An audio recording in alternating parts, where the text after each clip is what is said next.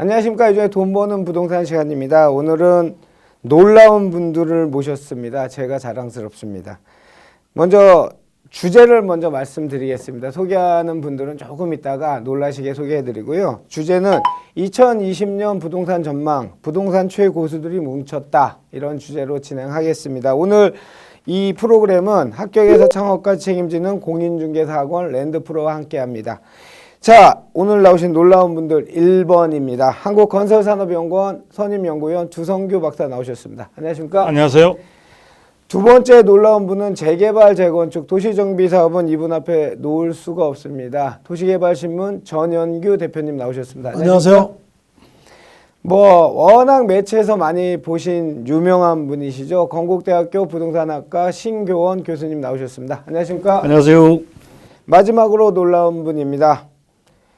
주식회사 도시원관 곽창석 대표님 나오셨습니다. 안녕하십니까? 네, 안녕하십니까? 먼저 두 박사님부터 오늘 이 행사 이런 놀라운 자리에 한 말씀 좀 해주시죠. 예, 사실은 이런 그 기회를 통해서 부동산에 대해서 상당히 나름대로는 무지하다 이럴 정도로 좀 자괴하고 있는 상황인데, 그것은 왜냐하면 최근에 부동산 시장을 보더라도 뭔가 변화를 줄 수 있는 전문가로서 변화를 줄 수 있는 역할을 한다면은 의미를 찾으면서 또 더 열심히 하겠지만, 사실 굉장히 오랫동안 많은 이야기들을 정부를 통해서 또 신문이나 여러 가지 언론 매체를 통해서 많이 얘기를 했음에도 불구하고 여러분들이 겪고 계시듯이 사실은 부동산 시장의 정책 변화라는 이런 쪽은 전혀 변화가 없는 상황입니다. 그리고 앞으로도 그렇게 박지 않는 상황이다 보니까 이런 자리에 좀 속풀이 하듯이 좀 편하게 이야기할 수 있는 이런 기회를 주신 것 같아서 오늘 제가 가지고 있는 마음속에 약간의 엉어리까지 포함해서 조금 풀어놓고 가는 그런 살풀이장으로 좀 이야기를 하도록 말씀을 드리도록 하겠습니다. 감사합니다. 다 풀어주십시오. 자, 전현규 대표님도 한 말씀 해주십시오. 네, 그 문재인 정부 들어서 실제로 주택가격의 상승이 재건축이나 재개발의 지위 부분이 상당히 비교적 자유롭다. 그래서 이 부분이 부동산 가격을 상승시키는 주요 원인이라고 해서 18개의 대책까지 지금 마련해 놓고 있습니다. 도심지에서 주택 공급이 부족한데 계속해서 이 제한이 앞으로 어떻게 갈 것인지 또 그 전망에 대해서 한번 얘기를 해볼까 합니다. 네, 감사합니다. 신경 교수님. 예, 저는 워낙 시장주의자라 가지고 근데 이번 정부에서 나온 대책들을 보면은 이제 수위를 좀 넘어간 게 아니냐. 이게 전문가 예측 영역을 넘어가는 것 같습니다. 이럴 때 이제 다른 나라들은 어떻게 반응했고 앞으로 우리는 어떻게 반응할 것인가. 그것들을 한번 추정도 불가능하지만은 한번 추정 비슷하게 한번 해보는 자리가 아닌가 싶습니다. 감사합니다. 마지막 부동산 인사이트 곽창석 대표님 한 말씀 부탁드리겠습니다. 제가 이진우 대표하고 오피스트 돈 버는 부동산에서 유튜브를 계속 해왔는데요. 이제 우리 두 사람만 할 때는 좀 외로웠는데 이게 기라성 같은 우리 그 전문가님들과 같이 앞으로 이제 시장이 어떻게 흘러갈지에 대해서 좀 허심탄회하게 얘기해서 좀 시청자 여러분들이 가이드가 되고자 합니다. 자, 시청자 여러분, 저는 주식회사 오피스트 대표 부동산 토지 쪽 강의를 계속했던 이진우입니다.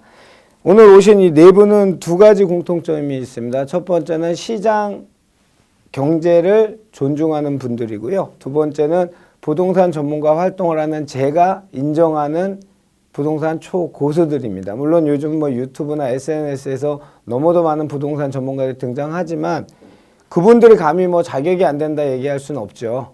그분들도 나름 많은 지식과 경험을 갖고 얘기하겠지만 전문가인 이진우가 봤을 때 정말 이분들 빼놓고는 각 분야를 얘기할 수 없는 분들만 모셨다는 두 가지 공통점이 있습니다.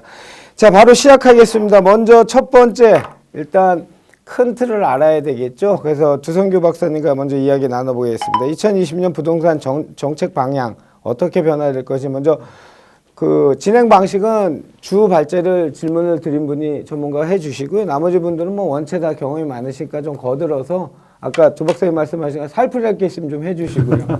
저희가 노란 딱지 붙어도 할 수 없죠. 두 박사님, 2020년 부동산 정책 방향 어떻게 보십니까? 네, 부동산 시장은 뭐 다른 시장과 마찬가지로 수요와 공급 이렇게 해서 이제 어느 정도 균형을 이루어가는 그런 부분들이 일반적인 시장의 기본적인 형태라고 볼 수가 있을 것 같아요. 그런데 이제 우리나라의 경우에 있어서는 실질적으로 이 정책이라고 해가지고 정부가 대책 발표를 수차례로 해왔죠. 지금 한 18차례 혹은 한 20차례 정도 된다고 하는데 그런 어떤 대책 발표를 통해서 시장에 있어서의 어떤 변화를 굉장히 강하게 이끌고 가는 그런 어떤 양상인 것 같습니다. 그래서 제가 볼 때는 일단 2020년을 전망하기에 앞서서 2018년, 19년도의 정책의 간단한 어떤 흐름을 잠깐 짚고 넘어가야 될 것 같은데요. 아마도 우리 그 부동산 시장에서 사실은 정부가 출범하고 난 뒤에 가장 강력한 대책을 그동안에 두 가지를 꼽는다면은 2017년도에 8.2 대책 그리고 2018년도에 9.13 대책을 들 수 있을 것 같습니다. 그래서 그 부분에 대한 효과들이 계속 강하게 34~5주 이상 이어져 오면서 2019년에 들면서 정부가 나름대로 자신감을 가지고 있었는데요. 그 선 자체가 한 6월부터 흔들리기 시작을 했다고 볼 수 있죠. 그러면서 정부가 이제 분양가 상한제를 들고 나오기도 했고 작년 말 같은 경우는 12, 16 대책을 통해서 부동산 시장에 말 그대로 규제의 끝판왕, 기존에 있었던 대책들을 갖다가 규제의 강도를 훨씬 높인, 특히 대출과 세제 등을 통해서 높인 그런 대책을 발표함으로써 상당히 현재까지 원래 2020년 넘어오고 난 뒤에도 시장에서는 많은 분들이 사실 좀 고통스러워하고 있는 것 같습니다. 그래서 거기에 또 제초한 합헌 판정까지는 그렇죠. 지금 사법부까지 거들면서 정부는 지금 나름대로 어깨에 날개를 달았다 이런 식으로 이제 느끼고 있는 것 같은데요. 거기다가 또 공교롭게 상당히 앞으로도 조금 암울할 수 있는 게 그동안의 부동산 정책을 이끌고 왔다. 제가 이끌고 왔다는 표현이 적절한지는 모르겠습니다. 어쨌든 이끌고 왔다고 여겨지는 어떤 김현미 장관이라는 국토부 장관님께서 그까지 하신다는데 여러 가지 상황으로 인해서 지역구로 돌아가시지 못하고 아마 고향에 자리가 없었던 것 같습니다. 그래서 지역구로 돌아가지 못하고 당분간 하신다고 하는데 그게 언제까지 될지 모르겠습니다. 그래서 제가 보기에는 당분간 계속 하시게 되면은 제가 볼 때 2020년이라고 해서 달라질 게 뭐 있을까요? 그죠? 그래서 제가 볼 때는 일단 기본적으로 먼저 여기서 조금 이제 정리를 하자면은 2020년에도 2019년까지 진행되어 온 어떤 대책의 흐름이나 강도 이런 부분들의 변화가 없을 것이다. 그런데 그런 부분들에 대한 특징들을 앞으로 조금 뒤에 제가 간단하게 정리해서 다시 한번 말씀드리도록 하겠습니다. 찌라시도 돌던데요. 앞으로 나올 대책 찌라시 그거 보셨어요? 예. 오죽하면은 그래서 그게 이제 한편에서는 유언비어다 이런 이야기들이 있는데요. 그런 것들이 나올 정도로 지금 좀 나쁘게 표현하면 민심이 흉흉할 수도 있고요. 시장에서도 불안감이 극대화되었을 때 나타날 수 있는 그런 어떤 현상이라고 볼 수 있거든요. 그래서 자, 박사님 제가 볼 그러면 때 참 지금 걱정스럽습니다. 정책들이 데자뷰, 기시감 이런 얘기를 많이 하는 참여정부 때 그 8.3.1 대책 이후에 가장 강력한 대책이 8.2, 9.13, 12, 16 이렇게 나왔잖아요. 그렇죠. 근데 이제 지나고 났더니 8.2 대책은 임대사업자 구멍이 있었고 9.13은 일가구 1주택 전세대출 구멍이 있었고 그걸 다 틀어막은 게 12, 16인데 이제 흔히 말하는 풍선 효과로 인해서 9억 이하가 이제 많은 키높이 할 수 있는 지역도 또 몰린다. 그러면 이제 그것까지 틀어막는다면 시장이 숨도 못 쉬는 거 아닙니까? 숨도 못 쉬는 것은 시장 상황에서 정부의 의도하는 바니까요. 그렇죠. 꼭 꽉 눌러가지고 숨도 못 쉬게 해서 자신들이 신호하는 방향으로 따라오라는 거기 때문에 그건 그렇다고 볼 수 있는데요. 제가 걱정스러운 건 12, 16 대책이 가지고 있는 가장 큰 특징 중에 하나가 사실은 시장에 있는 많은 주택과 연관된 분들을 갈갈이 찢어놨다. 이런 부분이라고 볼 수 있거든요. 가장 크게는 유주택자와 무주택자를 찢어놨다고 볼 수가 있고요. 그다음에 1주택자도 찢어놨죠. 그렇죠. 그러니까 유주택자들, 집이 있는 사람들 가운데도 1주택자와 그다음에 다주택자를 다시 또 분리를 하는 데다가 다시 또 그 주택의 가격을 가지고 또 제가 이런 표현은 너무 심할지 모르지만 장난을 친 게 아닌가 싶은 생각이 듭니다. 그래서 6억과 9억과 15억 또 9억 이상을 고가주택이라고 누가 이름 지었는지 모르겠어요. 제가 볼 때는 어떤 이름을 고가주택이라고 하고 15억 이상을 이제 초고가주택이라고 이름을 짓는데요. 사실 서울의 지금 평균 중위 가격이라고 주택의 중위 가격을 거의 9억에 근접하고 있습니다. 9억에 근접을 하고 있기 때문에 사실은 이제 그 부분이 우리가 이 정부가 출범할 때가 약 7억에 접근하고 있었습니다. 예. 그래서 중위 가격만 비교하더라도 문재인 정부가 극히 저 부정을 하고 있지만 제가 볼 때는 평균적으로 약 한 2억 정도 이상의 자산 가치 증가를 가져왔다. 이런 점에서 시장에 있어서는 그러한 혜택을 입은 분들이나 또 입지 않은 분들이나 모두 다 지금 볼멘 소리를 하고 있습니다. 왜냐하면 이익을 자산 가치 증가를 가져온 분들은 그 다음 정부가 그것을 그냥 두는 게 아니죠. 세금 등을 통해서 굉장히 쫙쫙 잘라내는 그런 상황이다 보니까 졸려서 지금 고통스러운 상황이고요. 없는 분은 옆에 우리가 사촌이 뭐 땅을 사면 네. 배가 아프다. 사촌이 집을 사면 배가 아픈 겁니다. 그래서 그런 부분들을 지금 굉장히 고통스럽게 느끼고 있기 때문에 제가 볼 때는 12, 16 자체가 가지고 있는 의미가 조금 전에 말씀해 주신 대로 그런 여러 가지 어떤 정책적인 부분도 있지만 예, 예. 그 속에 숨겨져 있는 이런 어떤 주택의 수요자들 간에 있어서의 하여튼 편가르기를 했다. 너무 이 여러 부분이 저는 분야에서 편가르기를 많이 하는 그죠. 것 그래서 그 이 부분이 저는 가장 안타깝습니다. 자, 요 대목에서 다른 전문가들 의견 한번 들어보겠습니다. 저희가 뭐 늘 그 아까 곽 대표님이 얘기하신 거 저희 이제 자체 오비스트 방송을 할 때 늘 곽 대표님이 이제 아까 데자뷰 기시감 얘기했던 참여정부 얘기를 많이 하셨는데 지금 두 박사님 말씀 듣고 저 곽 대표님 얘기를 좀 풀어주시죠. 주택 정책이 지금 목표하고 있는 바가 보면은 이제 주택 매매가가 뛰면 안 된다, 안정시키겠다, 뭐 이런 대책을 하고 있지 않습니까? 그래서 주택 수요 자체를 누르겠다. 그래서 뭐 대출도 안 해주고 또 세금도 많이 내게 하고 뭐 청약도 아주 까다롭게 하고 뭐 이런 식으로 해서 매매가를 못 뛰게 하겠다는 건데 더 중요한 거는 주택 정책이 국민의 주거 복지가 높아지는 쪽으로 가야 된다는 게 제 생각이거든요. 근데 매매가를 이렇게 억눌러 놓으면은 결과적으로는 수요만 억눌리는 게 아니고 공급도 같이 눌린다는 거죠. 그래서 작년 하반기부터 보면은 사실 큰 폭으로 주택 공급이 줄고 있거든요. 이런 것들은 장기적으로 주거 시장을 더 불안하게 만들고 고가 주택을 잡을 수 있을지 모르지만은 큰 폭의 전세가 상승을 불러올 수밖에 없거든요. 이렇게 되면 결국 서민들이 싼 집에 안정적으로 거주할 수 있는 환경을 없애버리는 결과가 될 거라고 봅니다. 결국 부자들은 본인들이 살 수 있는 집보다 더 저가 주택에 살게 될 거고요. 서민들은 도저히 감당할 수 없는 비싼 집에 살게 될 거라는 게 제 예상이거든요. 그러니까 이 주택 정책이 목표하는 거에서 정반대의 결과가 날 거라고 저는 봅니다. 목표한 바에. 예. 그래서 이 지금 주택 정책의 목표부터 저는 이번 정부가 잘 생각해야 되지 않느냐 그렇게 봅니다. 목표. 그 이번 정부 정책이 참 재밌는 게 있습니다. 그 노무현 정부 때는 정책이 나오면 한 6개월 정도는 가격이 안정적이었습니다. 근데 이번 정부는 아까 역대급 센 정책들이 몇 개 나왔는데 파리 대책이 나올 때를 보면은 제가 한번 찾아봤습니다. KB 지수를 찾아보니까 파리 대책 이전 1년간 강남 아파트가 이제 한 4%대 올랐습니다. 근데 이후 1년간 14%대 오릅니다. 그 파리 대책은 재밌는 거는 파리 대책 이후 한 2달 지나서부터 오르기 시작합니다. 그때 왜 이렇게 2달이냐를 보니까 그때 이제 장관이 그때 아마 법인세 그 인상이 있어가지고 휴가 나갔던 장관이 급하게 뛰어와서 발표했거든요. 그리고 한 1, 2주 동안 이게 우리 부처 일이 맞냐? 그 혼선 또한 1, 2주간 벌어졌습니다. 그래서 시장에서는 도대체 이게 뭔가 파악하는데 한두 달 걸려서 한두 달 이후부터 오르기 시작했습니다.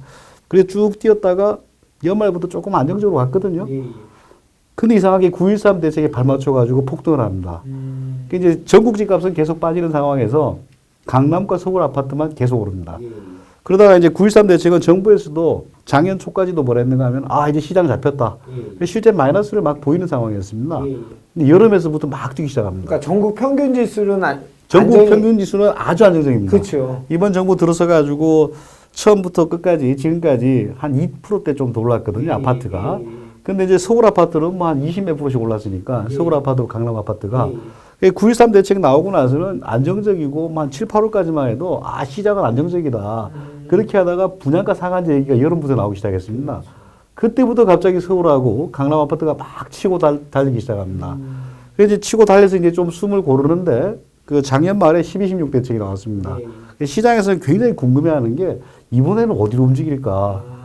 과거에는 정부 대책이 나오면은 뭐 한 5, 6개월 정도 눈치도 봤는데 이제는 나오면은 이제 미리 예상하고 미리 반응하는 것 같아요. 그래서 정책이 나올 때마다 우스갯소리로 강남 사람들 더 좋아한다. 이런 말까지 나올 정도니까 이제는 정책의 한계를 좀 알아야 되는 게 아니냐라고 보여집니다. 네, 하여튼 뭐 알겠습니다. 두 박사님 뭐 그 정책 방향의 목적성이 지금 아까 곽 대표님 얘기하신 것도 이게 헷갈리고 있고 그러다 보니까 그러니까 이것도 뭐 사담입니다만 저도 방송할 때 가끔 제가 다혈질 이래서 왜 이렇게 열을 내냐 그랬는데 제가 13년, 14년도 서울경제에서 이전에 길센 부동산 진행한 거 그럼요. 많이 나오셨잖아요. 예. 그때 이제 주거복지 로드맵이 나와서 집 없는 청년, 신혼부부들이 집을 갖기 좋은 정보가 되겠다 해서 저 처음에는 정치 성향은 안 맞았지만 방향성 맞다 생각을 했었어요. 그런데 나오는 정책 족족, 실제는 아까 곽 대표님도 얘기하신 것처럼 있는 사람은 돈 더 비싼 집에 못 살게 하고 없는 사람은 무리해서 사게 한다. 또는 특이과열지구에서 뭐 좋은 의미겠죠. 100% 청약가점제. 지금 서울이 한 60점 이하짜리가 거의 없지 않습니까? 그렇죠. 그런데 무주택 한 25년 돼야 되고 결혼해서 애 한 4인 가족 돼야 되고 이런 것들이 어떻게 주거복지 로드맵이라는 이름을 붙이는데 저는 굉장히 아시지만 정의로운 사람은 아닙니다. 그런데 분노합니다. 저는 사실 예. 이 정책에. 두 박사님도 좀 얘기를 해주시죠. 저는 뭐 그런 뭐 분노심이 있는 거는 뭐 원체 자꾸 여러 번 반복되기 때문에 그런 이제 뭐 거의 저는 뭐 만성에 대해서 별로 크게 못 느끼는데요. 제가 여러 가지 언론 지상을 통해서 볼 때 국내에서도 이제 30대 사실은 굉장히 꿈 많고 어떤 자기의 미래를 굉장히 적극적으로 개척하고자 하는 그 30대가 주거 문제에서 그 틀 속을 벗어나지 못하고 내 집 마련의 꿈을 거의 이제 포기하다시피 해야 되는. 그러니까 정부가 지금 최근에 와서 분양가 상한제를 이제 들고 나왔을 때 민간택지 확대 적용을 한다고 들고 나왔을 때 가장 강조했던 점이 그거거든요. 저렴한 주택을 많은 사람들, 서민들에게 이제 주겠다. 이거였는데 실제 그 주는 부분에 있어서 지금의 청약 제도로 인하면은 뭐 85제곱미터 이하의 경우에는 30대의 경우에는 뭐 죽다가 깨어나도 이런 표현이 또 적절할지 모르겠어요. 소심함입니다. 그래서 죽다가 깨어나도 당첨되기는 힘든. 그래서 충분히 자기가 꼭 가지고 싶으면은 시장을 한 바퀴 돌면서 많은 어떤 추가적인 우리가 그 많은 피가 붙어가지고 그런 경우에만 가능할 정도로 사실은 굉장히 주택 마련이 고달픈 상황으로 이제 만들어 버리고 있습니다. 그래서 제가 볼 때는 이 정부 정책의 방향 자체가 골고루 그리고 또 많은 주거복지 로드맵에서도 언급하다시피 서민들에게 주거의 안정이라는 부분들을 달성시켜 줘야 되는데요. 분양가 상한제 그렇게 자랑했던 거 지금 보십시오. 분양가 상한제를 확대 적용하고 하다 보니까 재건축 재개발에 서울 시내 같은 경우 신규 공급에 지나치게 모여드는 부분은 있는데 중요한 것은 뭐냐? 전세 시장이 또 흔들리고 있지 않습니까? 그 부분이 아직 집을 갖지 못한 단계에서는 주거 안정에 굉장히 중요한 키 포인트가 될 수 있는데 그 부분이 지금 흔들리고 있는데도 불구하고 저렴하게 인위적으로 주택 가격을 내릴 수 있다는 분양가 상한제만 앞에 나와서 흔들면서 나 잘했지요라고 하는 경우에 어느 누가 그 점수를 줄 수가 있겠습니까? 그래서 저는 상당히 그런 부분들을 알고도 그렇게 계속 하는 건지 이게 18, 19번째 되면은 이게 우리가 형법상에 보면 상습이라는 단어를 많이 붙이거든요. 그러니까 이 대책 내는 것도 약간 상습적으로 가는 것 같고 그 결과 부분에 대해서 별로 개의치 않는 것 같아요. 왜냐하면 결과에 대해서 개의치 않는 게 아니라 정말 그 하려면 책임을 진다는 자세가 보여야 되는데요. 전번에 12, 16 대책을 발표할 때도 뭐라고 했습니까? 아마 제가 느끼기로는 홍 부총리께서 이 대책이 효과가 없으면 이런 표현이 어디 있습니까? 대책을 낼 때는 그 대책으로서 끝장을 보겠다는 정도의 마음 자세로서 국민을 위해서 가는 길에 어떤 다음에 만약이라는 게 있을 수 없거든요. 그런 식의 마음 자세를 보여줘야만이 국민이나 시장이 따를까 말까 하는데 요거 해보고 안 되면 또 준비하고 있으니까 걱정 마세요. 이건 무슨 상점에 물건 파는 것도 아니고. 박사님 마지막 질문입니다. 네. 자, 임명하겠습니다. 두성규 선임위원을 국토부 장관 임명하겠습니다. 첫 번째 내일 정책 한번 발표해 주시죠. 너무 지칩니다. 네, 저는 그동안 부동산 시장을 보면서 너무나 많이 어렵다는 생각을 했기 때문에 제가 장관이 된 이 시점에서 이제 시장을 좀 더 쉴 수 있는 휴식 또 휴가를 주도록 아니, 하겠습니다. 어떻게 해요? 그런 있는 그동안에 꽁꽁 묶어놨던 규제들은요, 당분간 제가 보너스 차원에서 좀 풀도록 하겠습니다. 그래서 시장에서 나름대로 저는 그런 부분에서 규제는 풀면서 공급 부분을 충분히 주도록 함으로써 나중에 정말 제발 공급을 좀 중단해달라라는 원성이 올라올 때 그때 제가 공급을 중단시키면서 국토부 장관에 물러나도록 자, 제 나름대로의 어떤 그런 플랜을 가지고 있습니다. 자, 신임 두성규 국토부 장관의 취임사를 들었습니다. 자, 하여튼 정책 방향 무슨 뜻인지 아시겠죠? 여기 뭐 이제 다 진행을 하면 수요와 공급입니다. 공급을 그만해달라는 얘기는 건설사들이 막 얘기할 정도면 시장은 저절로 자정이 될 텐데 그걸 다 알면서 저보다 다 똑똑한 분일 텐데 하여튼 두 박사님 시장 전망 하여튼 방향성 받고요. 앞으로 더 센 대책이 나올 수도 있다는 짐작을 하시는 거죠. 그렇죠. 제가 볼 때는 추가적인 어떤 많은 대책들을 내기는 쉽지 않아 보입니다. 뭐 낼 것도 별로 없습니다. 그런데 저는 사실은 뭐 요 한 가지는 좀 말씀드리고 싶은 게요. 이번에 12, 16 대책을 통해서 나왔던 대책들 가운데 뭐 세제라든지 대출 이런 부분도 중요하지만 저는 자금 조달 계획서라든지 예. 이런 또 자금 추적하는 이런 부분들이 너를 지금 낱낱이 까보겠다 그렇죠. 이거지. 그리고 주택을 사는데 내가 주택을 사는데 왜 15가지의 서류를 내고 내가 스스로 나는 죄인이 아니고 나는 범인이 아닙니다. 나는 범죄자가 아니다라는 점을 스스로 밝혀야 되는지 저는 사실 아직까지도 납득이 잘 되지 않습니다. 혹시라도 모든 주택 거래를 하려고 하는 사람들 모두를 다 범죄인으로 추정하고 가는 것은 아닌지 사실은 굉장히 의구심이 들 정도로 이런 부분들은 제가 볼 때는 이건 뭐 법을 고쳐서 하는 게 아니기 때문에 정부가 조금 더 시장에 있어서 심리를 위축시키고 누르겠다는 취지는 알겠지만 이렇게 범죄인 몰아가듯이 하는 것은 제가 볼 때는 조금 지나친 것 같습니다. 자, 첫 번째 질문 두성규 한국건설산업연구원 선임연구원께 드렸던 2025 부동산 정책 방향 시간이었습니다.